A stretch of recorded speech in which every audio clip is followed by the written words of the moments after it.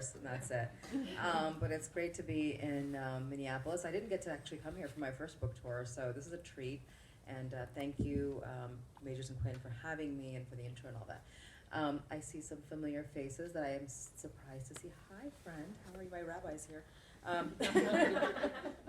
So it's always awkward when there's like no real moderated conversation. They just give me a mic and say, do whatever you want.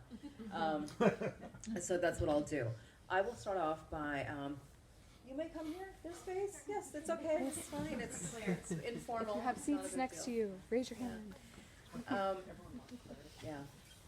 So I'll start off just by answering the question that always comes up first, just to get it out of the way. Adnan is fine. He is doing really well. Thank you for the support. We freed Adnan sweatshirt representing. I love it. Right now I was upstairs. First of all, that's a great room because you can kind of like watch over, see what's happening down here. Watch the peasants file in and feel like a little lord.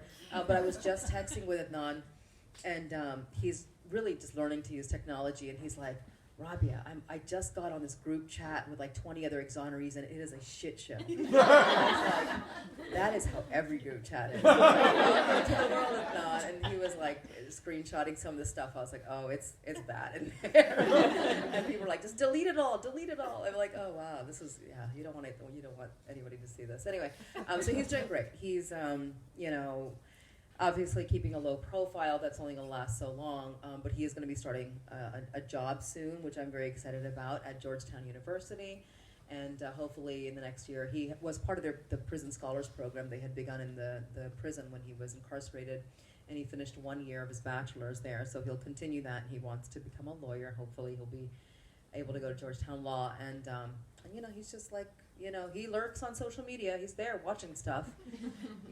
He's like, Rabia, I'm following you on the book tour, and I was at this amazing convention called Obsessed Fest, a true crime festival earlier this year, and he's like, I followed the whole thing. It looks amazing. And I said, yeah, I'll take you next year. So he's doing great, and we hope that he continues to do great, but 23 years of trauma, it can take some time. So I just want everybody patient, because people ask a lot, why isn't he on social media? When is he going to be public? When he's going to do interviews? He will when he's ready, but he needs a little time. Anyhow, so that's out of the way. And I got to say, the timing of all this was kind of incredible, because nobody could have predicted that the book was going to come out like within the same, a month or two of Adnan being released. And what's interesting is that the book should have come out maybe about early. It was going to come out actually in January, I think, of the year, and then they pushed it, and the publisher pushed it, and I was like, oh man, why? Because it's like you got to plan your book tours and your work and everything, but I feel like it kind of happened at the perfect time, because if I had gone on this book tour and Adnan is still incarcerated, that's a story that I got to also continue to focus on, and a fight I got to continue to worry about and think about and work on, and now I'm like, check that off my list. I can pivot completely, and it's been fun having Adnan read the book. And I just saw him on the weekend, last weekend, and he's like, I finished it. I laughed, I cried. I'm like, you're the best critic. This is great. So he loved it too. So I thought I would talk a little bit about why I wrote this book. I think for a lot of people who, if anybody knows me, it's usually because of Adnan's case. If you know me from before that, maybe it's some of the advocacy work I've done in the American Muslim community, but and the interfaith work I've done. But this is a real departure from anything I've ever talked about publicly. And but as soon as the first book, Adnan's story, was published, my publisher was like, what are you gonna do next? You got to start thinking. And I had never thought everybody wants to write a novel, right? Everybody's got the novels. But other than that, I was like, I didn't really anticipate me being asked to actually write another book. And I had to let it marinate for a bit, because writing Adnan's story was one of the hardest things I ever did. I had to make sure I got every fact right, and I had to pull that out of thousands and thousands of pages of case files, and I didn't have a research assistant, and I didn't have a ghostwriter, and I was like, I can't do that again. So I was like, what can I write that requires zero research? That's my story. But a memoir can also be written in many ways, and I love memoirs, and I read a lot of memoirs, and the ones that are the most disappointing are the ones where it just kind of recounts a person's career, and it's like, well, I already know all that about you, right? And so I thought, well, what people know about me is, all the public-facing work, all the issues that I work on and that I'm passionate about, but this is a deeply personal story that I have never talked about. However, privately, my entire life has been, every time I get together with a group of girlfriends, the conversation is always, what are we going to eat and how are we going to lose weight? Like over and over, like rinse and repeat.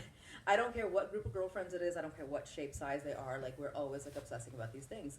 And we're all foodies, we love to cook. At the same time, it's like, are you doing keto, are you doing intermittent, what are you, like there's always this conversation around these things. And about 10 years ago, a friend of mine who was an editor at a magazine said, Rabia, privately you're always talking about this, why don't you write about this? Like, it has a real impact when you write about like all these other issues, but write about body image and your struggle with weight. And I was like, I can't do that because it's just too, I can't be that vulnerable, it's too painful. And 10 years ago, it would have been, and 5 years ago, it would have been. But a few years ago, when I finally decided what kind of memoir to write, by that time I had gotten to a point in my life where I was ready to finally tell the story, because it took me 44 years to finally get to know and be at peace with my body.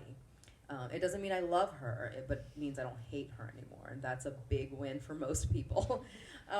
So that's how Fatty Fatty Boom Boom came about, and the title is a nickname that a cousin gave me when I was a kid, and the interesting thing is that he only said it to me one time, and it just stuck with me like my entire life. Like I never forgot that. And he didn't even say it maliciously. He said it kind of jokingly, and I kind of like, I remember it was a little surprised, and he said, he's a big guy. He's like, I'm a Fatty Fatty Boom Boom too, it's okay. And, but it stuck with me, and it was only one of many nicknames. And I also wanted to use this book, not use this book, but I wanted to tell a story that would help me connect to people beyond like what I have been called to talk about for years, which is like, civil rights and terrorism and Muslim women being oppressed. And I'm like, what about like my humanity? What about like, my cat pooping on the floor every single day, and like just the regular story, like the things that happen, like in my life that make me a human being and make me much more relatable than like these issues that, that are the only things the media ever wants me to talk about. And so one of the greatest things about the feedback I've been getting is meeting people who are saying that like we are nothing alike on paper, like everything about us is different, our backgrounds, but your story, everything about your story is resonating for me. And I was hoping to do that. Another thing I was hoping to do was give Pakistani culture and cuisine a little bit of love and distinguish it a bit from Indian culture and cuisine, which most people are familiar with, and most people have eaten Indian food and gone to Indian restaurants. But if you say, okay, have you tried Pakistani food? Like we're just literally right next door. You're like, no, you lose them then. And so I didn't want to like kind of elevate and distinguish that. And I love Indian food. And I love the flavor profiles in Indian food, but Pakistani food is different. And if you like meat, then you got to find a Pakistani restaurant to try out some of the dishes that I mentioned in here. So that's why also like the font on the book was created by a Pakistani American graphic designer, and this is actually embroidery that's found in traditional South Asian clothing, and that's, if you're South Asian, you're going to identify this immediately, and if you're not, you might be like, what is that? But that's what that is, so that made me really happy. All right, so I guess I will do a little bit of a reading, because I was told I should do a little reading. But give me 1 second to find the passage that I want to read, because I can't remember what chapter it was on. I'm sorry.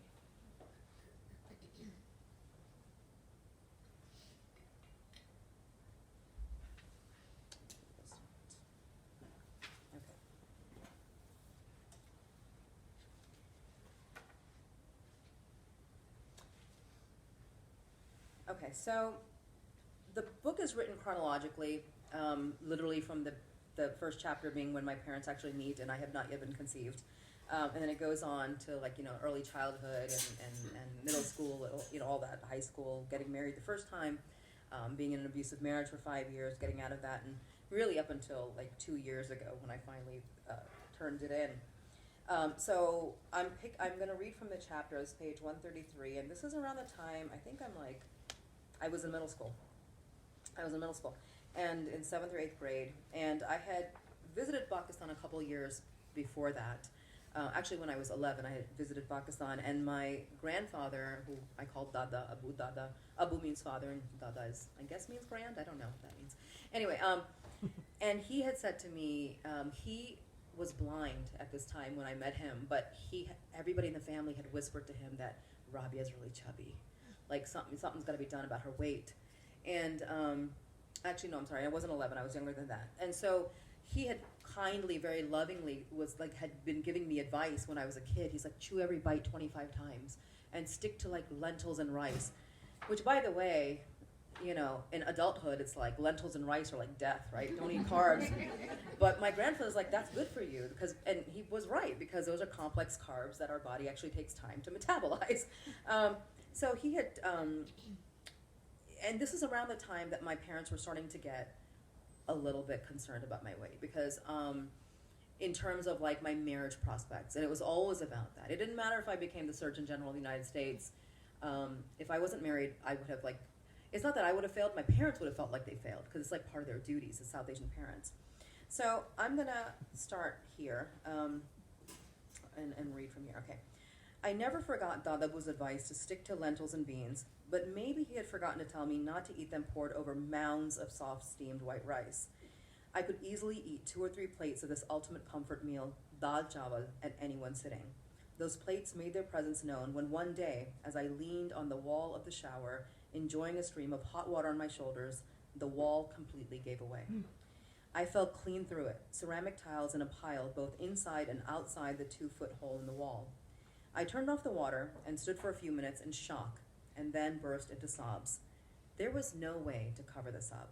There was no way to wiggle out of what it looked like, that I was so fat I broke an entire wall. Surely, though, it couldn't be. Not that fat. Chubby, sure, but not fat.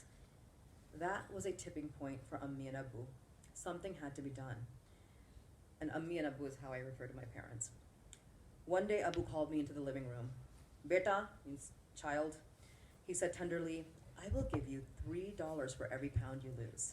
I know you can do it. Just 20 pounds and you'll be in the right place. I quickly did the math in my head. That was a lot of money for a kid with no job and no allowance. But how did Abu know I needed to lose 20 pounds? I didn't even know how much I weighed. It had been years since I outweighed all my classmates in elementary school, but I didn't think I looked much bigger than I had then. Maybe I was fat, but I wasn't that fat. Abu bought a scale for the challenge, so we could all keep track of my progress together. After avoiding it for a week, I finally gave in to Abu's repeated questions of whether I'd weighed myself yet, and brought the scale into my bedroom. I stepped on it, and then stepped back off. We've all done this before. We're like, something's wrong with the scale. I stepped on it again and bent slightly over to watch, praying for the numbered disc to stop rotating. I stepped off to make sure it was calibrated correctly. Yep, it lined up to the 0. Then I removed all my clothes and stepped back on, sucking in my breath. It made a difference of a pound. I weighed 148 pounds. I had gained 48 pounds in 3 years. That seemed like an awful lot of pounds to put on awful fast. Lily had weighed herself earlier, and that's my younger sister, who's 2 years younger than me, and she reported in at 75 pounds. I weighed almost twice as much as her, and I was fairly certain I should not weigh twice as much as my sister. I couldn't do the challenge without telling my parents what I weighed, but there was absolutely no way I was going to tell them. They would lose their minds. Maybe they cut off my food altogether, starve me. I would just have to reject the challenge altogether. I stared for a long time at the mirror. I just didn't get it. The scale didn't lie. It pretty much backed up everyone who thought I was fat, but when I looked at myself, I just didn't see it. I saw a pudgy brown girl, not attractive in any way, but also not fat. I didn't feel fat. Was I delusional? Why did I see myself differently from how others saw me? Did I look like I weighed nearly 150 pounds? I couldn't possibly look it. If I did, my parents would have wired my jaw shut by now. I decided to test my hopeful theory that I hid the 148 pounds very well. The next day I went to school and whispered to the boy who sat in front of me in math class, Chet. Chet had blue eyes and wavy, longish blonde hair and a mouthful of braces. He played in the school band and was a total sweetheart. I had a crush on him for at least 2 days because I had a crush on every boy in my classes for at least 2 days. He was also one of the many boys I could easily defeat in arm wrestling, a trick I somehow thought would make me popular with the boys, but which shockingly did not. Chet, turn around. Chet turned to face me, wide-eyed and grinning as usual. I'm trying to test something. How much do you think I weigh? You want me to guess your weight? Yeah, guess my weight. Chet leaned back and tilted his head, narrowing his eyes as he examined me for a few seconds. 148 pounds, he said, and then turned around and went back to whatever he was doing. I froze, thinking, wait, who could have told him?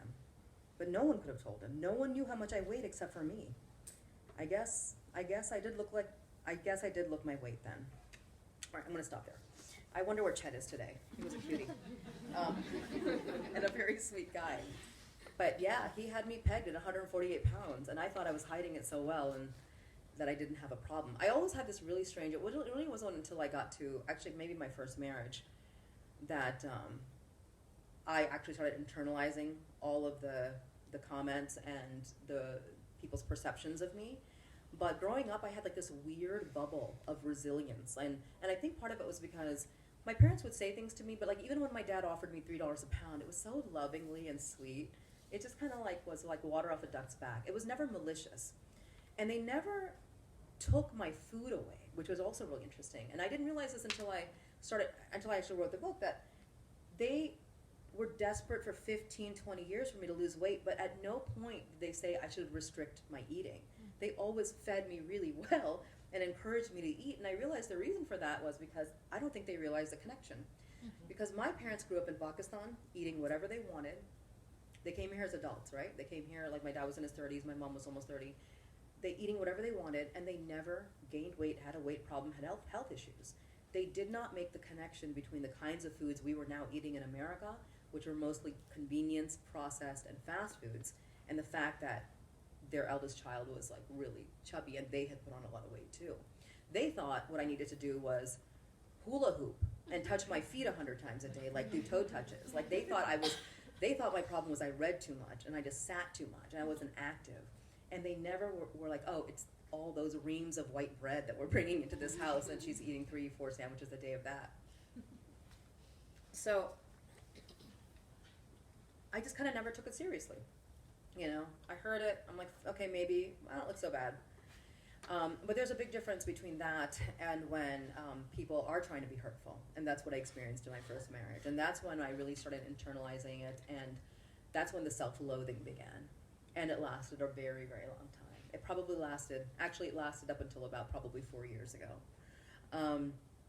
And I know it's not unique to me. I know everybody struggles with it. Anybody who's ever struggled with weight because they feel like they want to lose weight, or the world is telling them they should, has been there, and has felt desperate, has felt like they're fighting their body, has felt like they don't know what to do. For me, my peace didn't come when I was at my goal weight. I have never reached a goal weight. Okay. Has anybody ever reached a goal weight ever? No. It's bullshit. It's bullshit. I hadn't reached my goal weight, but I had finally figured out that all this information I had been given all these years was wrong, and that it was never a matter of my self-discipline. It was never a matter of, like, I felt like a failure for many years, but it wasn't ever my failure. Nobody works harder than a person who has a lifelong weight problem. Nobody. Don't tell that person, you just need to control it's just calories in, calories up. No, it's not. But these were the kinds of messages I would get. And my younger sister, her journey is so different because my parents came here when I was 6 months old, and my mom got pregnant about a year later, and she went back to Pakistan to have my sister, but then she left her there. And in the book I talk about why she left. I gotta leave something for you to read. So I won't tell you why. She left her there, and my sister stayed in Pakistan until she was 3 years old. And then she joined us in America. So in the meantime, she's got this chubby, spoiled little 5-year-old, older 5-year-old sister who is loved through food, who just sits in a corner and likes to read and eat, and whose whole palate revolves around like cookies and crackers and ice cream and bologna. Like I think I'm like 90% bologna. I ate so much chicken bologna growing up, and it was specifically Gwaltney bologna with this red rubber. Yeah. Does anybody remember that? Yeah. So salty and fatty, and I loved it. And I would just peel it off and roll it up and just, it was gross, awful. Anyway, but she arrives, and I couldn't understand her because she wanted oranges and I wanted chocolate. Her palate was always different because she spent her formative years, her first 3 or 4 years in Pakistan, eating the fresh food that my grandmother picked up from the shop front next door. I don't know if she had a cracker or a cookie until she came to you. Maybe she had biscuits, but if she had a biscuit back home, a biscuit is not like a Keebler chocolate dipped, cookie, that's fudge striped cookies that I ate by the reams. I breathed them in. And so when she got here, she didn't have a palate for it, and she's never had an appetite for it. So she's always been the slender one. And, very early on I realized, okay, one of us is going to be the pretty one and one of us is going to be the smart one, and I just really lean into being the smart one. And so I just concerned myself with reading, although, except for my crushes on boys. I read a lot, and I cared a lot about what was happening in the world, and, famines in Africa, and I was always like reading Time and Life magazine, and I was just a nerd. I was like, and I think that was also part of the reason I just didn't think too much about how I looked, because I didn't place my value there until I got into a marriage where it became all about that. And I lived with 10 in-laws in a very South Asian arrangement, joint family arrangement that actually took place in Arlington, Virginia. And that's when, I realized that maybe everything my family had been warning me about, they were right. They knew their people. They knew how I was going to be treated going down the road. It took a long time for me to connect these dots. And I just want to say one thing, this is not a prescriptive book. This is not a weight loss book. And it's not this is just my story. And about a year ago, I was at this interesting crossroads with my editor. And she's wonderful. Her name's Amy Gash with Algonquin, and I've loved working with Algonquin. And Amy was getting chapters of my book, and then she was giving me some response. And I think about 4 or 5 chapters, and I can't remember how far, or maybe it was halfway into the book.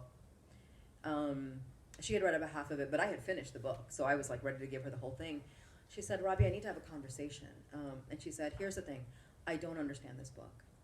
And I said, well, what do you mean? She's like, okay, listen, granted, I've never had a weight issue, I'm not a foodie, and I don't cook. And I was like, why did you buy my book? There's nothing about my book makes sense for you. And she said, however, I don't understand how you are talking about how miserable you were in these moments in your life when you're spinning out of control, you're at your heaviest, and then you talk about this delicious meal you had that night, and and then you give a recipe at the end. And I was like, well, what's the disconnect? I'm like, are people who have weight problems not allowed to enjoy food and love? I'm like, are we just supposed to and I said, this is actually part of the problem. It's making you very uncomfortable that I, as a heavy person in this book, am talking about food in such a loving way and embracing it and not rejecting it, the way you. And I was like, this is not a book about restriction. This is a book at the end of the day about me learning to actually finally enjoy food. My whole life up until about 4 years ago, I ate food to fill a hole that I couldn't fill, and I never enjoyed it. I never enjoyed food. I always felt miserable about it. That's a really unhealthy relationship with food. And I think it's also a very uniquely Western phenomenon. I don't think a lot of indigenous cultures, people know you have to eat to live, and it's okay to enjoy food. But here, we have such a complicated relationship with food, and a lot of it has to do because of, I think, because of the kinds of foods. So, again, it's not prescriptive. This is just my journey. I know that I have gotten some, not pushback or feedback, but it's been more questions around well, what about body positivity, right? Like I said, because it's not a prescriptive, I'm not telling anybody you need to lose weight. This is just me telling you where I've landed. I clearly am still not goal weight. I probably never will be, and I'm okay with that, because what I realized is that it was never about goal weight, it was about feeling in control. And understanding what my body responded to. And I had been that person who ran, I'm not kidding, there were times in my life I was running 5 miles a day. After running 5 miles, I would climb 50 flights of stairs, and then I would jump rope 1,000 times, and I would be eating 1,000 calories. And I would not lose weight. And I was in my 20s, so my metabolism should have been great. But it wasn't happening. And it's because nobody taught me that you need to build muscle mass. And you need to eat more calories. And so, what I got an education 4 years ago that completely changed my relationship with food and my body. And in my 40s, I learned that I could do things with my body I never thought, like flipping tires and jumping on boxes and all these things, just because I picked up some weights for the first time in my life, and I haven't stepped on a treadmill since. And I'm like, nobody told me. This, the first time was when this trainer said you need to almost double your calories. I was like, I could eat more, And it just broke my heart, because I'm like, I look back at the Rabia at 15, 18, 25, 35 and say, all these years, publicly people were like, oh, you know, there's all these achievements and you're so successful, but I consistently felt like a failure. And even throughout cereal, that was maybe one of the worst parts of my life in terms of my relationship with food. And so I feel like I've finally been able to like forgive myself, blame the people who should be blamed, and just get off of this idea of like dieting forever and just really loving, like, you know, being able to love food and believing that everybody has that right to do it. So, okay, I'm going to stop talking because I have no idea what time it is. It could be 10 p.m. I have no idea. I don't have my phone with me. Does anybody know what time it is? 7:30. 7:30. I think it's a good time, right? Questions? All right, so we can do Q&A, and you can ask me anything. It doesn't have to be about the book. I know we've got some folks who might want to talk about Adnan. That's fine too. Yeah. It took me a really long time to realize that my very toxic relationship with my body image is because I witnessed my mom have a very toxic relationship with her own. And I know you're a mother. I don't know if it's right? Oh yeah, yeah. Oh yeah. I've been a mother forever. Yeah. I have a 25-year-old, a 14-year-old, a 5-year-old. Yeah. Oh, So, Not do it right. and I guess I'm just wondering if, you know, this is such a fresh journey for you, and you've been a mom now for decades. Has this affected your approach to raising your kids, and have you noticed a difference in your perspective previously versus now? Oh yeah, I mean, like look, I don't journal, but this book was almost like journaling back in time, and it helped me connect so many dots. Also, I had therapy the whole time I was doing this, so please get therapy. It helps a lot. But so my mother, our entire lives, like, you know, when I was in her home, she would never sit down to eat with us. She would cook, but and my dad would beg her and say, like, sit down with your kids and your husband to enjoy the meal, and she wouldn't do it. She would just disappear. But in the mornings, the leftovers would be gone. So she always ate at night in secret. To this day, she does it. She's like 75 years old. She stayed with me for a couple of months recently, and she would never sit down with me and my family to eat dinner. So I would tell my husband, you know, don't put the food away, leave it out, because she'll eat it. In the morning, it would be gone. And our perspective of that growing up was that she is not a loving mother, and she's rejecting us. And it wasn't until I wrote this book, and I remembered the times, because there were times in my life I became a secret eater as well at night, and why I was doing it, and the shame around eating in front of people. And I was like, oh my gosh, there's a story behind, like, you know, obviously behind my mother's secret eating that I just don't know about. There has to be, right? Like this, it's just not, I mean, she literally will wake up at 3 a.m. when everybody's asleep just to eat. Her whole life she's done that. So it helped to really forgive her. And, but then I realized that I had picked up that pattern in certain times in my life too, of eating like in the middle of the night when nobody could see me, or in my car, right? Like parked on a dark cul-de-sac somewhere, like I'm dealing drugs, but it was never drugs, it was Taco Bell. And so my eldest, but you know what I also realized is my eldest is 25, and I had her when I was 22. And that's when I was in that abusive marriage, and I was in a really, really bad place. And I did gain a lot of weight, and I was eating out of control, and I was eating secretly, and I was unhealthy in a lot of different ways. Like I wasn't well. I didn't feel well. I felt sick.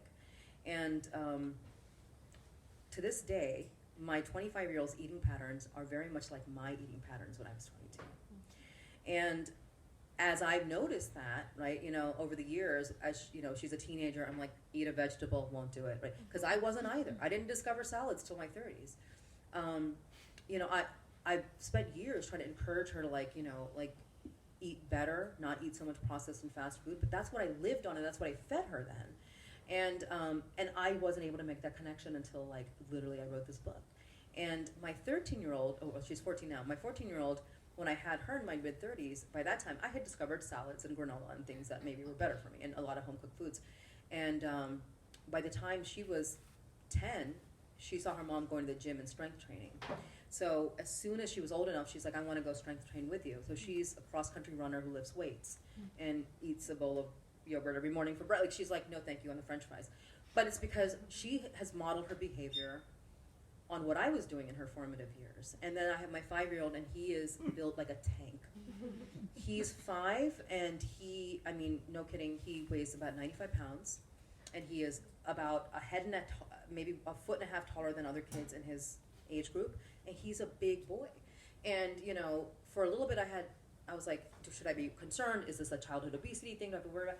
And his doctor's like, he's great, he's healthy, he's very active, he's just he's gonna be a big guy, and those are his genetics. And so, he eats the way me and my husband eat. We eat like 80% decent and 20% don't, right? Like, I still have a chicken nugget when I want it. And so what I realized is, like, I stopped having, after I finished writing this book, I stopped having conversations about any of these things. I've always protected my kids. I've never, in front of them, I never told them about the weight loss surgery. I didn't want to expose them to any of the grief I felt around my body issues, because I didn't want them to, also take that on. But when I've stopped talking to my eldest daughter about these things, I'm like, this is her journey. She is beautiful and successful in a million different ways. And at the end of the day, like, I set those patterns in motion for her, and I take responsibility for that. So I think kids will do what they see more than what you tell them to do. I think that's, what I've learned from my 3 kids, at least. So, sorry, I give very long-winded answers. Podcasters. Yeah. I'm sorry? How's your dad doing? My dad, he's not doing great. It's been a long 2.5 years, and I feel like in COVID, everything just kind of like went downhill very quickly. He's had a couple of strokes. He had a brain injury a year ago, and then he had a few months ago, very severe stroke. And so this book tour, up until the last minute, I was like, should I just cancel the whole thing? Because I don't know how long he has. Mm-hmm. But when I talked to him about it, he was like, no, go. I'm here. And I'm just like, this is actually the last week of my book tour. So I'm like, Abu, just hang in there till I'm home. He's in hospice care. So, you know what that means, right? Like, yeah. But, yeah, best dad ever. I'm just curious, reading the book and just listening to you talk too, I mean, I feel like you have 10 different stories that you could tell in 300 many more. books Sorry. right? So I'm just curious about your process of, like, what you put into this book, and was it hard working with your editor? Like, did you have to cut a lot of things, or? So, when you have to, like, sell a proposal for a nonfiction book, and part of that process is to write an outline. And so the real work was for me to decide what was, like, that outline was my structure. So I kind of already knew that, like, I had already, like, laid out the structure, and then I just had to fill in the gaps. And every writer has a different process. And I know this is my second book, but every podcast episode is about 8,000 to 10,000 words, scripted words. So, like, I probably write the equivalent of 3 books a year. Just from the podcast scripts, I write a lot. But my process is I write it in my head, and then it goes on paper. Like, by the time I'm sitting down to type it out, I already know exactly what I'm going to say. It goes pretty quickly. For me, obviously there's editing. I think we cut out maybe 150 pages, because I have a lot of family stories. But there are some stories that were so kind of seminal and they're just kind of like part of family lore. They are, like, formative to me and my identity, and they had to be in there. And some things, like, my weight. So, like, I am that person who, I have 3 kids. Every time I went to the hospital in labor, I would be in labor, and I would just be looking at that chart at the end of my bed thinking, I don't want my husband to see how much I weigh on that chart. Like, I'm not thinking about the labor pains. I'm like, don't let him see how much I weigh on that chart.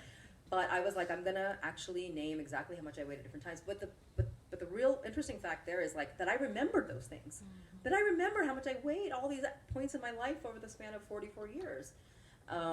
Because they were that deeply, like, embedded in me. So doing things chronologically makes it easy. I wrote a non-story the same way pretty much too. I just think like that linearly. So that was the process. And people have asked me about, like, what about your when you write a memoir, you're telling family stories. Are you asking the family, like, here's the thing, nobody in my family reads. I could have written anything.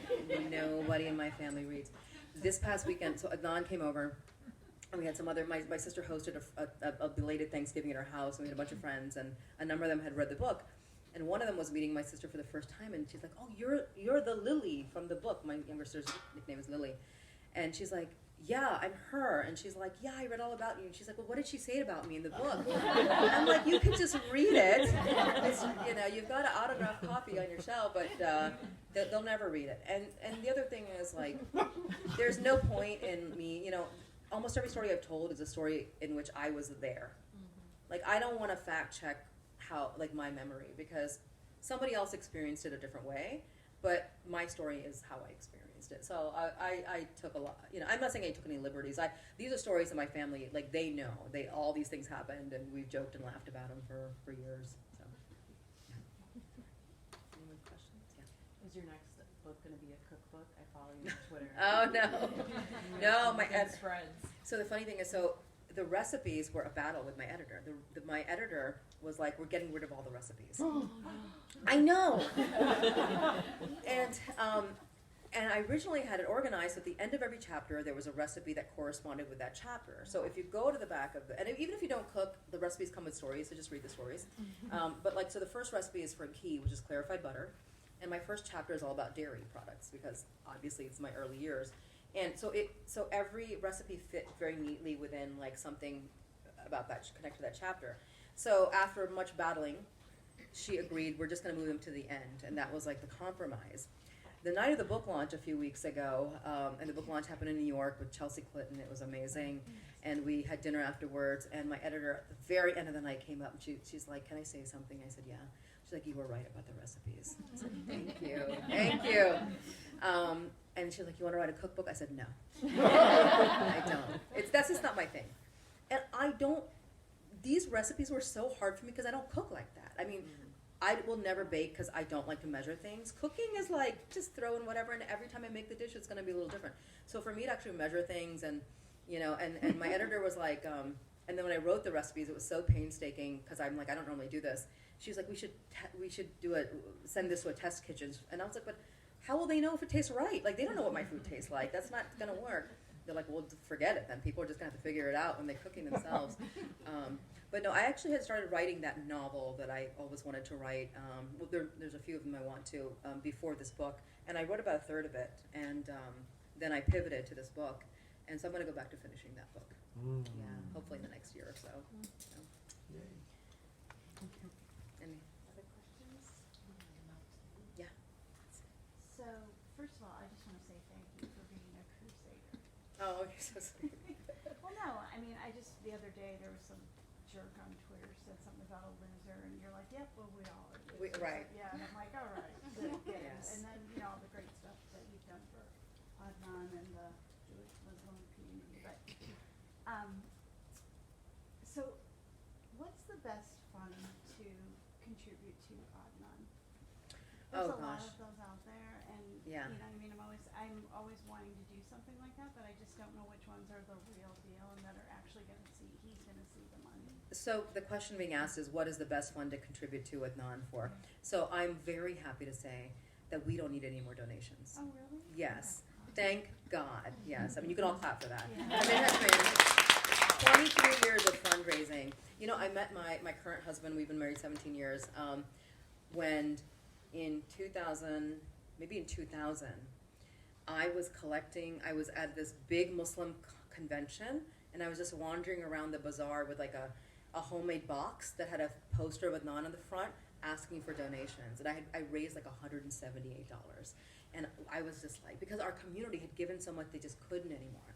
And I've raised money for so many years, but his attorney, Erica Suter, who I hired a few years ago, she was in private practice when I hired her. We paid her for the first couple years of work, and then she was hired by the Innocence Clinic as their executive director.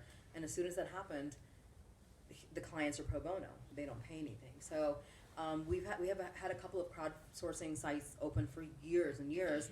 And so at the end of the year, I'm shutting them all down, and I'm so happy to do that. And that actually includes, so there's money in his trust fund, but there's also money, like the money from his book, the money that came from the HBO documentary, which is, I'm telling you, it's piddling. It wasn't a lot. People think it's barely six figures, but all that I have saved in a savings account for him. So I'm like, it's gonna, he'll be set up, and he's getting a job soon. So he'll be working, he'll be fine. Yeah, but there are other places. I'll say this. I just spoke at the Minnesota Law School, and it was co-sponsored by the Innocence Project there. I would donate to your local Innocence Project chapter because there are thousands more people who need this help. Can I ask one extra Sure. question? Were you happy with the result of the HBO series? I thought Amy Berg did a fantastic job. The problem is HBO commissioned 4 episodes. She had enough material to probably do 8. And so there were things that I'm like, dang, I wish you could have gotten this into it. Like really interesting evidentiary stuff, but she just couldn't.